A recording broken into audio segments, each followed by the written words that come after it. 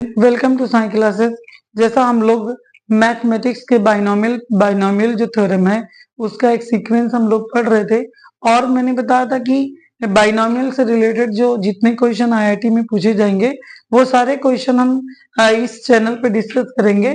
तो उसी सीक्वेंस में हम आ करके चेक करते हैं कि भाई हमारा ये जो क्वेश्चन दिया है पहला क्वेश्चन दिया है ये भी 2024 का क्वेश्चन है आईआईटी जेई का, और ये भी 2024 का आईआईटी जेई का क्वेश्चन है। ये भी क्वेश्चन 2024 का है।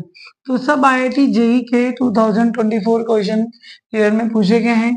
तो यहाँ पे जो पहला क्वेश्चन है n-1 CR is equal to k square minus 8 into n by CR plus 1। तो इसको हम एक बार सॉल्व करते हैं। n-1 का factorial by factorial r factorial n-r-1 का factorial is equal to k square minus 8, और यहाँ हो जाए factorial n by factorial r plus 1, और यहाँ हो जाएगा फैक्टोरियल n-r-1 का फैक्टोरियल। तो ये फैक्टोरियल ये इससे कैंसल, सॉरी ये n-r कैंसिल, तो n-1 का factorial by factorial r is equal to k square minus 8। यहाँ हम n कॉमन कर लेंगे तो ये जाएगा n-1 का फैक्टोरियल, बाई यहाँ होगा r प्लस 1 कॉमन लेंगे तो ये जाएगा फैक्टोरियल r, फैक्टोरियल r से r cancel, factorial n-1 cancel, तो r plus 1 by n is equal to हो जाएगा k स्क्वायर माइनस 8। भाई ये वैल्यू होगी, इसका मतलब ये हमेशा वैल्यू क्या होगा, 0 से बड़ा होगा और 8 से छोटा होगा। तो हम देखते हैं k square minus 8 less greater than 0 and less or equal to 1। ये इससे ये होगा। हम जानते हैं इनकी वैल्यू बहुत बड़ी है, 1 से छोटा आएगा, लेकिन पॉजिटिव तो k स्क्वायर लेस देन 8 और लेस आर इक्वल टू 9 होगा। तो k लेस देन 2√2 और लेस आर इक्वल टू 3। तो हमारी जो वैल्यू आ गई है k का वैल्यू 2√2 से ग्रेटर वैल्यू होगा और लेस आर इक्वल टू 3 होगा।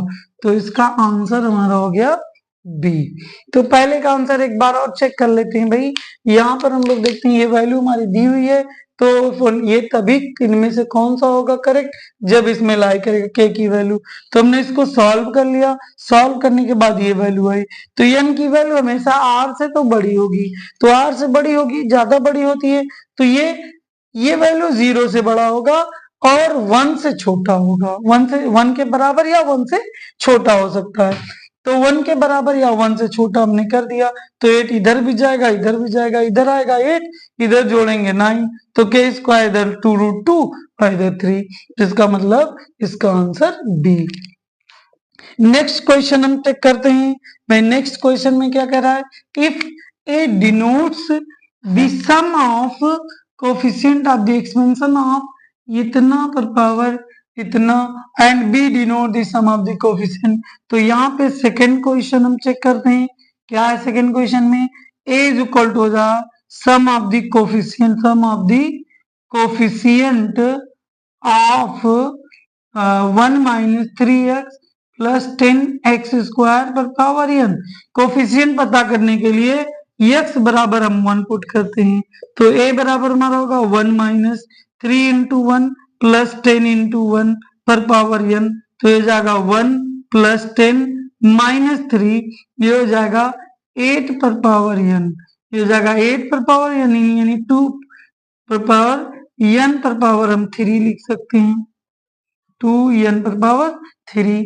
नेक्स्ट में हमारा क्या क्वेश्चन दिया है, b इज इक्वल टू जाएगा sum of the coefficient of 1 plus x square पर पावर n।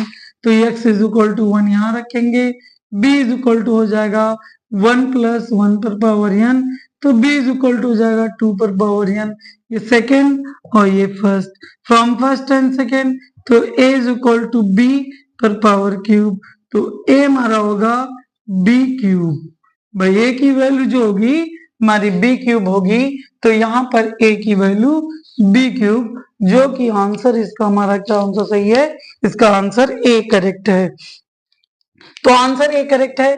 एक बार फिर देखते हैं कोफिशिएंट का, जब हमें सम ऑल कोफिशिएंट का सम पता करना होता है तो हम उस पे क्या लगाते हैं, उस पे हम x की वैल्यू 1 पुट कर देते हैं तो सारे कोफिशिएंट का सम आ जाएगा। फिर इसमें हम x का वैल्यू रख देंगे, फिर सारे टर्म्स कोफिशिएंट का सम आ जाएगा। तो इसका आया है a, देखो a इज इक्वल टू आया है 2 पर पावर n इंटू क्यूब, और b की वैल्यू है इतनी, वैल्यू रख देंगे तो a बराबर b क्यूब आएगा। अब नेक्स्ट हम इस क्वेश्चन का नेक्स्ट हम सॉल्व करते हैं, आते हैं नेक्स्ट पॉइंट। नेक्स्ट पॉइंट तो बहुत ही, ये भी आसान है, कोई ऐसी जरूरत है नहीं। कह रहा है कोफिशिएंट ऑफ x पे पावर 12, तो लिखेंगे भाई कोफिशिएंट, फिर से कोफिशिएंट